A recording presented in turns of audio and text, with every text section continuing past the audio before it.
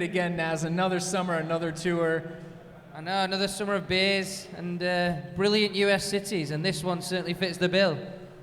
All right. Playing to the crowd, I like it. Liam, we were just talking about it. We haven't seen you in years with The Athletic now, going to Germany, doing pieces, digging up everybody's history, going in depth. We love it. How have you been? Yeah, I don't think there's much mileage in another Kai Havertz piece at this stage. Who was that? I think I've maxed out that. Doing well, fresh off the plane, as you say. Felt like I should come here, firstly, to say hello to you guys and all you lovely people, but also because I'm just such a fan of Nizaar. And I just wanted to... He's a real star boy. I haven't seen him in a while. I'm a fan of Liam. We have a great football partnership as well, which is not known about, but we've played together quite a lot. And probably quite rightly not written about. No, yeah, well, when you see it, you would want to write about it, Yeah, I think. probably not. Well, if you haven't, give them a follow on social. They're definitely going to give you everything you need from a Chelsea perspective. But we're summer tour, right? We got preseason. We got a lot going on this one. So now that we've got, Naz and Liam, I'm going to be honest, Liam was a surprise. This is quite a delight. We should probably just grill them on what's going on. I don't know if you guys heard, Vivell no mas. Christoph Vivell has left the club after joining last season. He's going to run the RB model. Turns out he literally wanted to run the RB model at Chelsea. Didn't really work, and I guess he's out, Naz. This is 2 hours old. The wings have been clipped. There are no wings. Yes, it's a shock. Red Bull didn't give us wings, did it? He's gone from Chelsea. He'll be here all week, folks. Sorry, more bad jokes to come. He's on gardening leave, so that means he's kind of not allowed to work for anyone else. He's got about 12 months, we think. So he's worked for Chelsea for 9 months, exactly 9 months, and he's got longer on gardening leave. So it's a very strange situation. We've sort of found out, haven't we, that he didn't have that much to do. I think Paul Winstanley and Lawrence Stewart, the two co-sporting directors, they're kind of the chosen ones in the eyes of the owners. And it's kind of like a bit like the players to me. They had too many players, they've had to sell some. They've got too many sporting directors, and they've had to let one go. And I think that actually it seems a bit silly, the situation, but it is a logical outcome, in my opinion. I guess, Liam, one of the questions that I have is obviously, he had experience with the multi-club model. Chelsea just, purchased a majority of Strasbourg and is going to begin to, maybe expand from there. Are you surprised that now is the timing that he would leave after not having that to do from the majority of the year?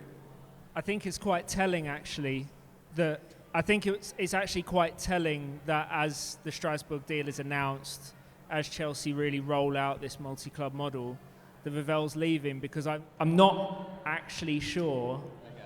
Oh, with the mic's working. I'm not actually sure how much he had to do with the Strasbourg deal, and I'm not actually sure. Naz mentioned he's been working for Chelsea for 9 months. I'm not sure how much work he was doing, because, honestly, we've been hearing for a couple of months. All credit today to Nathan Gissing for the exclusive that he'd gone. But we'd been hearing for a couple of months that when Chelsea announced this restructure at the end of January, start of February, with Paul Winstanley, Lawrence Stewart as co-sporting directors, that Vivell was kind of pushed off to the side a bit. And they said he was in charge of the multi-club, but like I said, I'm not sure how much he was actually leading that. So I think this day was coming. It does raise questions about why he was appointed in the first place, because it feels like all parties realised quite quickly that this wasn't working in the way that they planned. And now I think it'll probably, I doubt he'll do his full 12 months gardening leave. I'm sure he'll probably get a job before that. How many people do Chelsea have on gardening leave? Isn't Potter's staff still on gardening leave too? It's a big garden. Needs a lot of work. This is the entire Cobham training ground. It turns out we have a big ground staff after all. Yeah, they don't hire groundsmen. They just have former employees. So we know that there were names linked with Chelsea previously, Paul Mitchell, Michael Edwards, who were individuals of interest to Chelsea when we were going after sporting directors. Is there any thought that maybe there's a knock-on effect now where Chelsea would want to put someone above Stewart, above Winstanley to oversee at a higher level, given the multi-club model, given other developments that they have in place? It's certainly not what we're being told. I think we're being told that these, Paul Winstanley and Lawrence Stewart, they are the men that are the trusted ones, certainly right now anyway. So we're not expecting guys coming above them. Michael Edwards was initially the first choice sporting director, and they kind of worked down the list, and they've ended up with these two guys. But I think they feel like they're working well. Maurizio Pochettino actually has quite a good relationship with the two guys they've got now. He's always praising them. He's like, I want transfers now. I want them as soon as possible. So does everyone else. But he's sort of saying these guys doing good work. He knows it's not easy. So certainly from what we're hearing, I think that's the situation. Yeah, I can only echo what Nizaar said. We've never heard that Chelsea are looking for a big number one recruitment guy. The pattern with all of the guys that they hired, Vivell included, was that they were lower recruitment staff at their previous clubs. They were number twos, number threes. Lawrence Stewart was Paul Mitchell's assistant at Monaco. So that would be a weird dynamic if they then brought Paul Mitchell in over the top of him. But from everything we've heard, Winstanley and Stewart are being empowered now to lead the football operation at Chelsea day to day. I guess a final question about the multi-club model. There was a rumor when the Strasbourg acquisition was made that there would be others coming. Have you guys heard of any other clubs that are on the radar? There are others coming. Portuguese clubs, I think. I think one's called Moreirense or something like that. My pronunciation there. Somebody help me. And was it Rio Ave, the other one, I think? Rio Ave in Portugal. I think they look quite closely at Portimonense as well a while back. So they have been casting their net around, but they definitely want a club in the Portuguese league. And I think when you look at all of the teenage Brazilians that they're signing, it's quite easy to see why they want a Portuguese club. Makes a lot of sense. Yeah, and the other thing is they want to get people like Enzo Fernandez in earlier. So, Benfica signed Enzo Fernandez for something like £10 million. So if a Portuguese club signed them for £10 million that Chelsea owns, then they can just move him across to Chelsea when he's good enough. So that's the plan. It's the South American gateway, and that's why, Portuguese football is such an exciting place to buy a club. Well, it's like how Aaron Moy went from Australia to Man City, never put on the shirt, went right to, was it Brighton? He was at Huddersfield. Huddersfield legend. The other striped shirt team. That's right. All right. Well, let's talk about preseason a little bit. Naz, you were on the first stop. Liam, you'll get there. But last summer was not fun, right?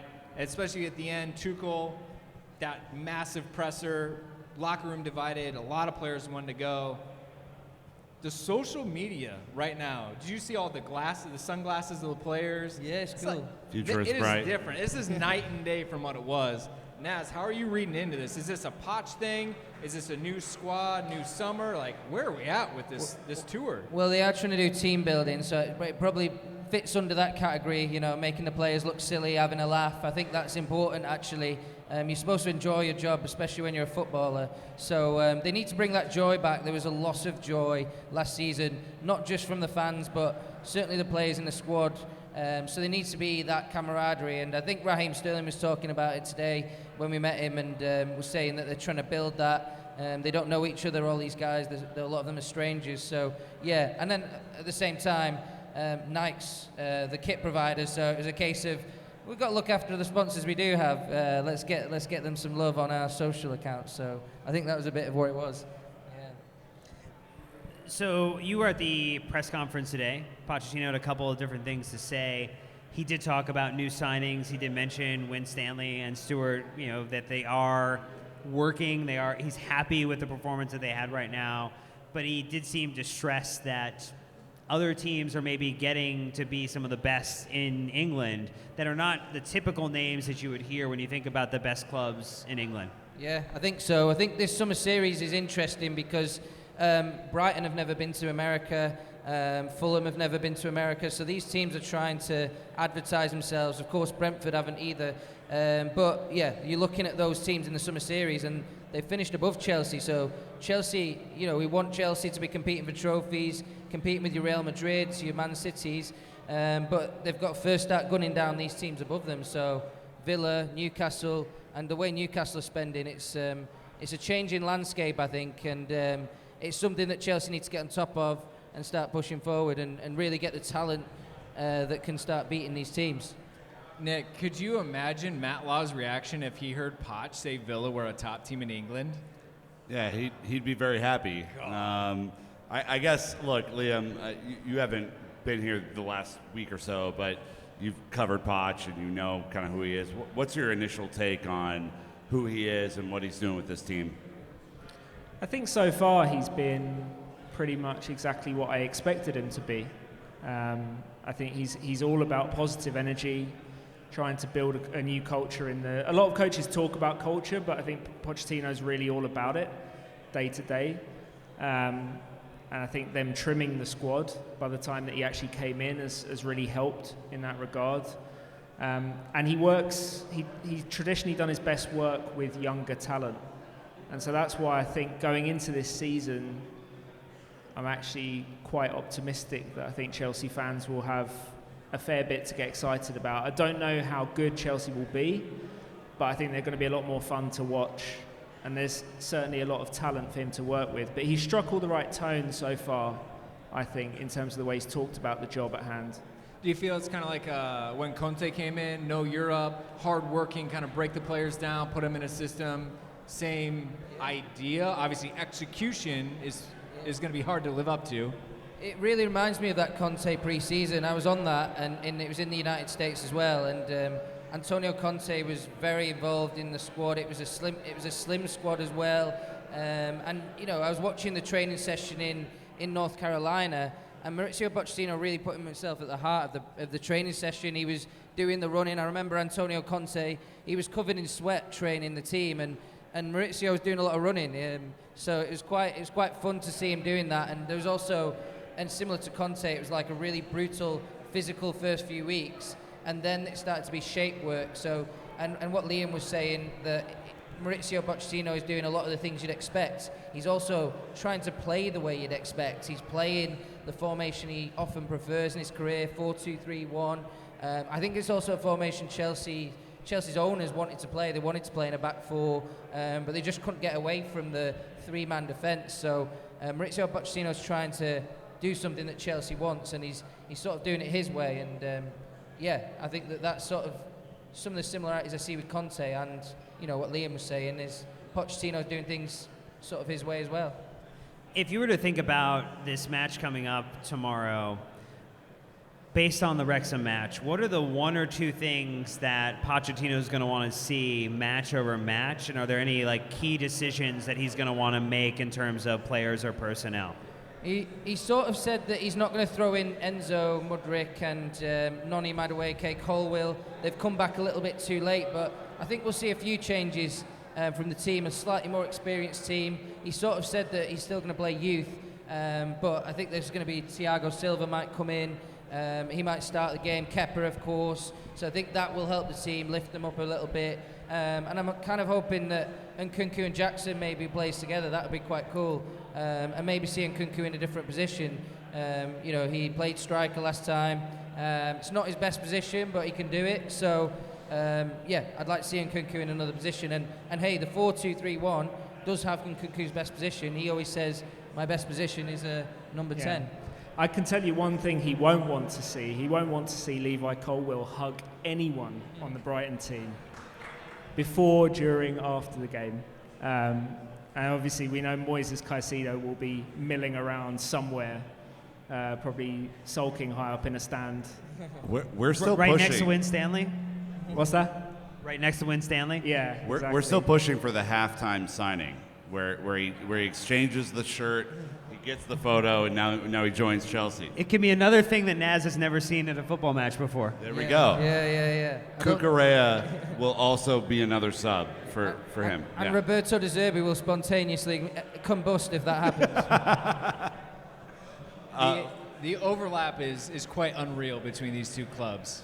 Yeah, it's really interesting. I guess because of Brighton and everything that's going on, tomorrow's a really interesting challenge, Liam, for Chelsea, right? This is a team that battered Chelsea twice last season. Obviously, a terrible year for us. But what question do you think that Poch wants to have answered tomorrow, if any?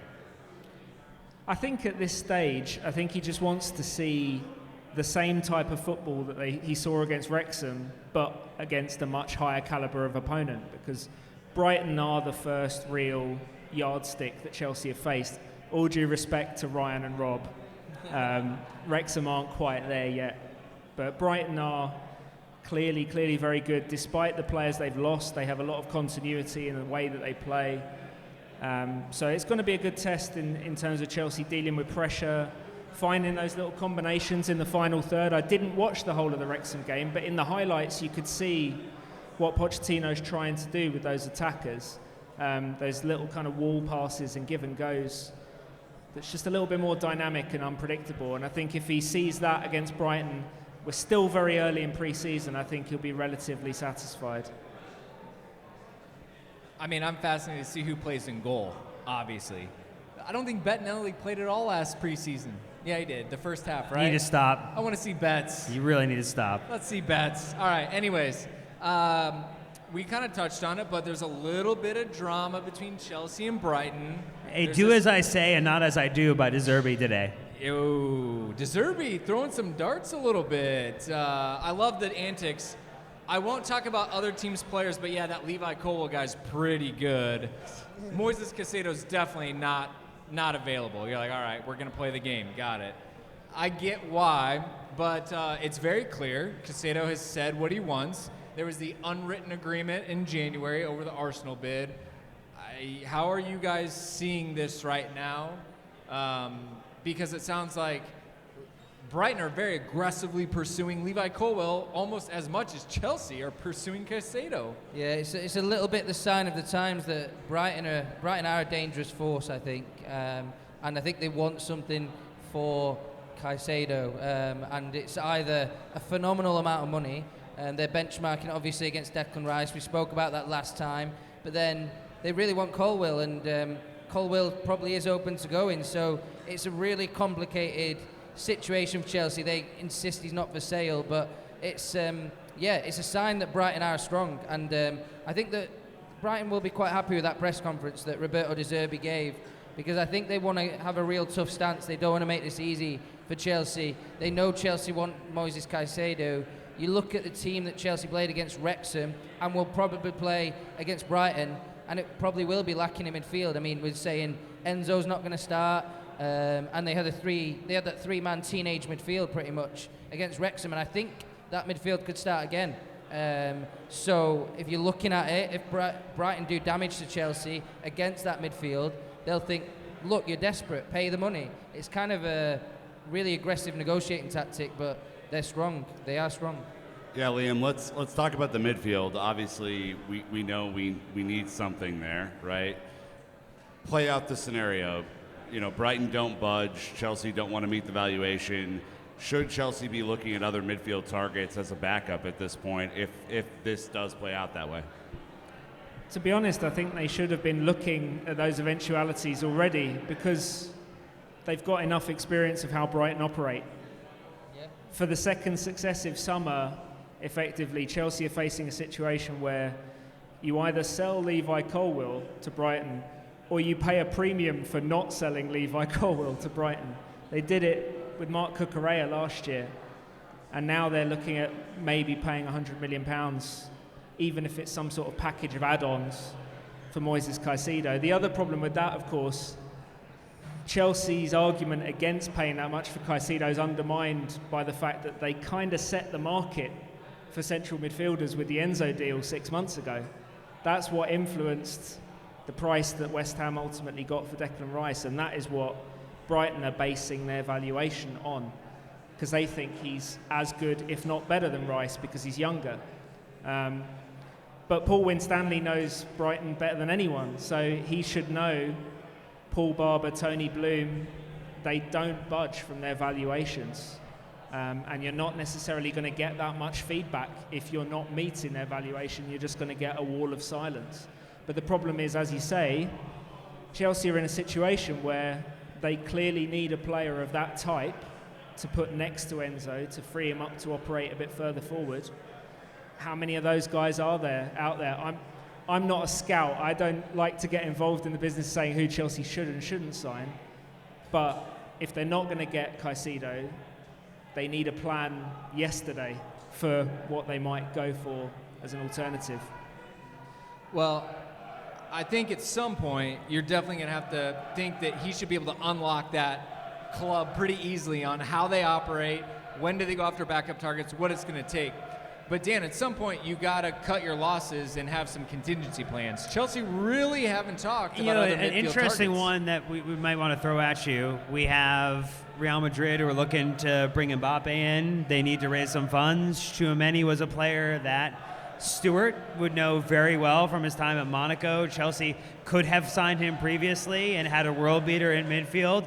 Didn't end up happening. Is that maybe an avenue that they would want to go down? We know the stance from Real Madrid is that they don't want to sell the player, but if you need to raise money for Mbappe, that might be a route to go down too. That's a very complicated thing to bank on, because I think that Mbappe is playing a game with PSG, and then if you want to get involved in that game, is that really smart business? Obviously, everyone knows in this room that Tchouameni would be good enough for Chelsea. He'd be a perfect fit. He'd be probably the next best alternative. So yeah, it depends. Do you want a banker or not? It's a risk. It's a bit of a risk, and you could be sat around all summer chasing him. Real Madrid do insist that they're not selling him, so it's for me it's a bit of a gamble, and maybe I think Chelsea should probably sign a Lavia in the meantime, and then carry on chasing Caicedo. That's what I think, if they can afford it, which I think they can. Is Lavia a possibility? Lavia is. They like Lavia. They know he's there. I think that Lavia's not quite got the interest that he's hoping for. You know, he's wanting to go to an Arsenal, Chelsea. I think Liverpool have been looking at him as well, but he's just waiting for one of those teams to pull the trigger. So if Chelsea want to do it, they can do it. 45 million and it's done. It's also worth pointing out that Romeo Lavia's biggest fan works at Chelsea, Joe Shields, the man who had him at Manchester City. I don't think he necessarily brought him to Southampton, but he was definitely a voice in the room behind that deal. He's admired him for a long time, so I'm sure he'll be pushing his name behind the scenes. Well, I think we do have a game to react to. We did put out the pod, but Naz and Liam, I guess, Liam, we can come back to you. Did you get a chance to watch the Wrexham match? I was asleep. No worries. But I did see the goals. We're trying to figure out kind of who's maybe impressed right away, whose stock is rising, initial impressions with the highlights. Anyone stand out to you? Because there's a lot of new faces in that team. Well, it's really strange watching Chelsea right now, just because you're trying to learn about everyone. But Malo, I'll go from the back. Malo Gusto, I was quite impressed with. He just gave me an air of confidence about him, and physically he looks a lot better than I thought on TV. When I saw him on TV, I thought he looked a bit slight, but he's quite physical. And also, we're talking about Pochettino and his blueprint, and you need those fullbacks that get up and down. I was watching the training session as well before, and it is a brutal job being a Pochettino fullback. You are up, but you are straight back, and you're sprinting in the humidity and the heat of the United States right now. So he did a great job, I thought, in the first half. Humphreys was accomplished. I don't think he'll stay, though. I think he'll go on loan. And then Andre Santos was, for me, the pick of the midfielders. I know Casadei took a lot of praise. He looked good in moments, but I still don't know if he can move the ball quick enough for the Premier League level. So I'd like to see him against a Brighton. But I think that Andre Santos can. I think he's got that speed of touch, and he just wants to get his ball out of the feet right away. Does he have that dog in him? The dog. Do you think he has that dog in him? I think Look, so. Stop. Come on, he has that dog in him for sure. Look, striker update. We're going to move because our favorite player, Aubameyang, has officially left. It's our favorite player, guys. Come on. Ridiculous laughter. What are your thoughts on what Chelsea are doing in this department? Obviously, Jackson played pretty well, I thought, in the Wrexham game. Now, again, it's League Two competition, so maybe not the best test. Maybe we'll see it tomorrow against Brighton. Is Chelsea still going to go after a striker, Liam? And if so, is it Mbappe? I don't think it's Mbappe. Sorry. Damn it. No, Jackson would have been my pick, I think, for the question you asked Nizaar. I thought he showed what you saw from him towards the end of last season at Villarreal, which is basically what Chelsea were basing that transfer on, was his real hot streak to finish last season. He holds the ball up well. He's very aware of the runners around him. He had a really nice assist. He kind of created himself really early in the game with a nice dribble. So he's got a lot of interesting attributes to be a focal point striker. The one thing which flagged up in the piece we wrote about him was that he cannot head the ball to save his life at the moment, despite his size. But that's something that can be coached and improved over time.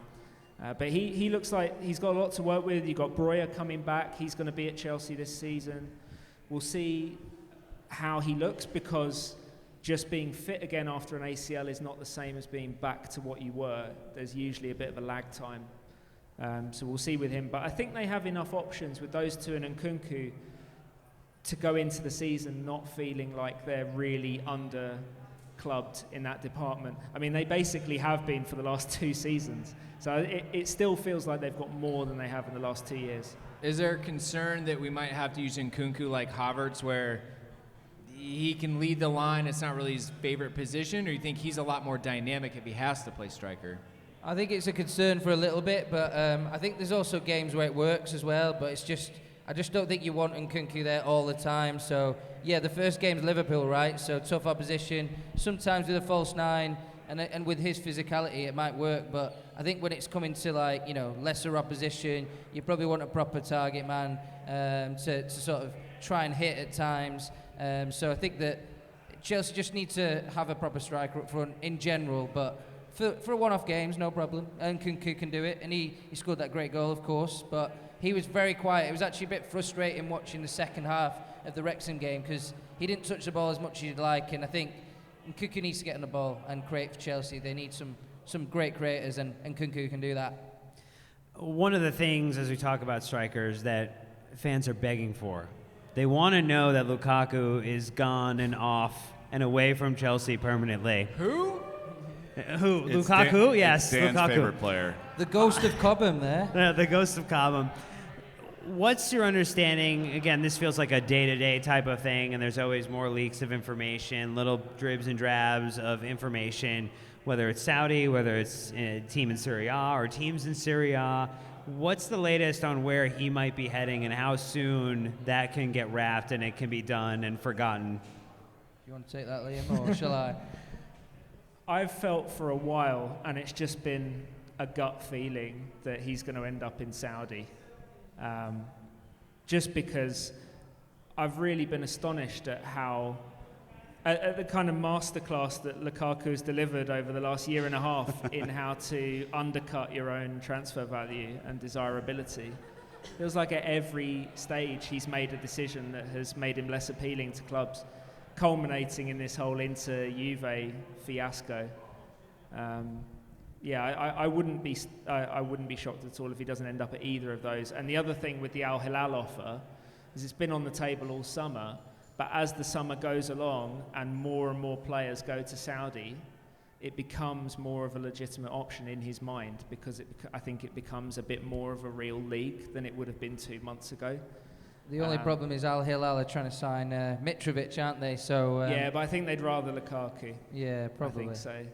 Maybe He's not a the slightly bigger wisest name. decision. Well, yeah. Yeah. I've got nothing else for striker. It's a weird summer. I mean, you know, even Benzema went there. There's not a lot of targets out there.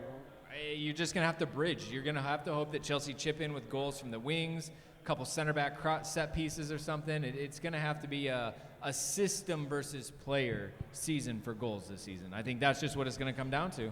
Yeah, I think that's what Chelsea needs to get back to, is create a team and not rely on individual saviours. It's always been about the transfer is the saviour, but you need a system. Football's evolved. A lot of the Brighton players that have been signed that everyone thinks are great now, nobody had heard of them. Nobody really had heard of Caicedo, and now he's one of the best midfielders in the world. So I think Chelsea need a coach that can implement that. And also when I've been watching Chelsea in the open training session and in the match, the wingers are the ones getting in the goal scoring positions. You look at Ian Maatsen, and he got in the positions to score. So you might end up having a season where Raheem Sterling's a top scorer with 20 goals, and let's hope that happens. But I think that could happen. The goal 20 scorer. goals. Yeah. 20. 20. Yeah. You think he got 20 in him?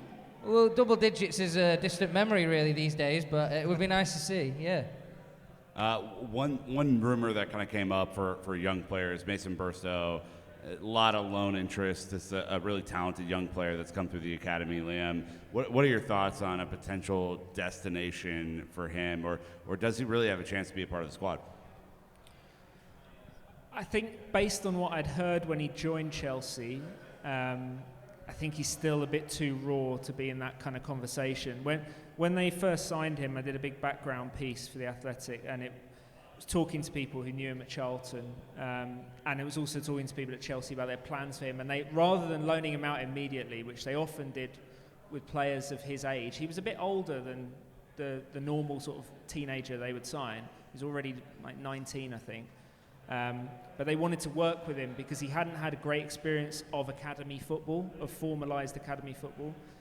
He came up through non-league and came to Charlton quite late. So I think there's still been this process of trying to refine his skill set. And he's probably at the point now where you look at him and think maybe a season at in the Championship for a team that's going to play him regularly and play a style of football that will let him round things out could be a nice next step for him. I think he was a bit of a flyer for Chelsea, to be honest. I don't know if they were signing him thinking this is going to be the next great number 9 in Europe. They just thought this is a guy who hasn't had much coaching yet, but has got a lot of raw materials and potentially could have a very high ceiling. So I think they're still trying to scratch the surface of what they've got with him. I would say, plug it, Cobb and Crew, Phil, Chelsea Youth went in depth on Mason in our season review, so if you haven't checked it out, definitely do that. He said a lot of the same things, just goes deeper. You know Phil, he just knows everything about that side of the business. Naz, one thing that stood out for you from the presser was Raheem Sterling changed his diet. Why, if at all, is this important? No cheesesteaks for Raheem Sterling. Well, it was quite funny, yeah, because there was some people who were going to write maybe that he felt fat, but it was more muscle. He was overweight partly because of muscle. Same. Yeah, but he was just sort of saying he needed to change his diet, and because he was heavier, he was getting more injuries, and it to me it sort of didn't reflect that well on what happened last season, because you have players, we know that a lot of the stuff off the field was wrong.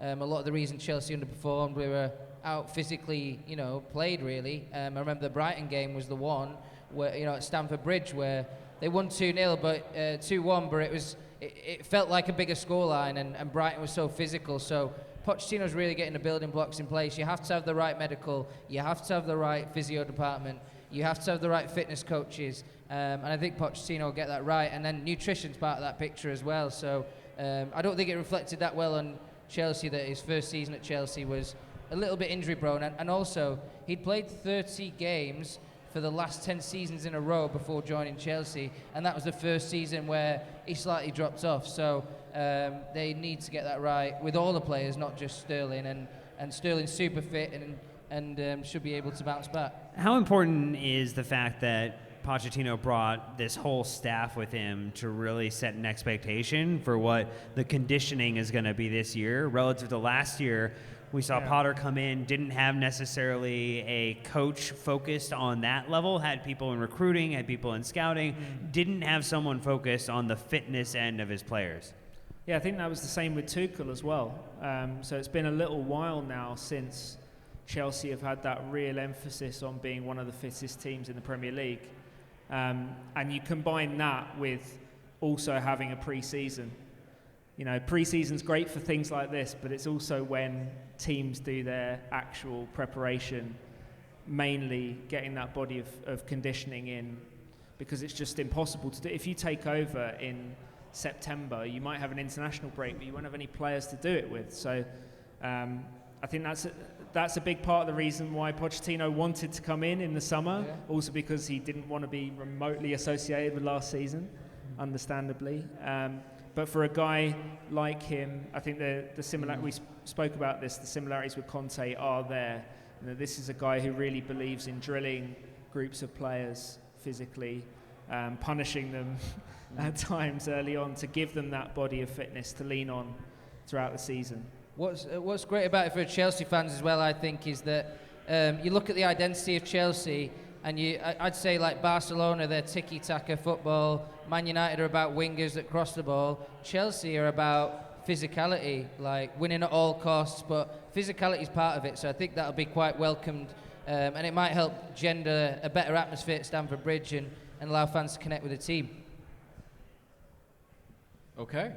I mean, he took it to How did Nick not throw in the comment that I knew he was going to throw in? Say it. That you would refer to that team as bastard-coated bastards with the bastard filling. That's right. It's a great Scrubs quote for those who love Scrubs. That's a Dr. Cox quote. But, yeah, I mean, we do need to get back to Chelsea having some bastards on the team who can control a game and set a tone in a game. I mean, the team was a little too nice last year, and we need a little two studs up every once in a while. Why not? We don't really know the character, do we, of this team or the players and which people are going to step up and do that. And I think that's what we're looking forward to seeing in the next few weeks, because I think I've never felt less prepared as a Chelsea journalist for what I'm about to see, who I'm seeing, how they play. So it is going to be fascinating to see who comes. Yeah, it feels like we're on a real learning curve in the next few weeks, getting to know pretty much an entirely new squad along with the rest of you guys.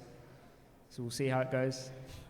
Well, instead of doing a lineup prediction, which it won't matter, let's be honest, results-wise, if we had to throw something at the dartboard, how do you feel? You guys got to see the thrashing in person. How confident are you after the presser heading to a Premier League opposition tomorrow? I think Chelsea draw 2-2 tomorrow, which I think would be a great result, frankly. I mean, we're not as complete of a team right now as maybe Brighton are. I think there's going to be some hashtag aura on the pitch tomorrow, and Chelsea win 2-1. Naz? Do I have to? Yes. Sure do. You're genuinely asking us for match predictions on a pre-season friendly. You know, Yes. It's you know what we're we gonna do. See, you know we're probably going to see 40 players on the pitch tomorrow. Do you know how many gamblers are here? Let's go. Come on. I think that it's going to be 3-1 to Brighton. I'm sorry, but I'm being honest. Boo this man. They loved Boo you him. up until that point. I'm not getting another drink, am I? Throwing darts here, 2-1 Chelsea. There it is. Why Liam not? wants to be loved, and I appreciate that. Liam's just playing to the crowd. Don't listen to him. It's a pro move, Naz. Off the plane, he made the pro move. All right, so anyways, that's going to wrap us for the podcast part of it. We're going to do listener Q&A for those of you here. But anyways, Naz, Liam, excited to have you on tour. Philly's been a great host. Check it out, Philly Blues on social. But until next time, Chelsea fans, you know what to do. Keep the blue flag flying high.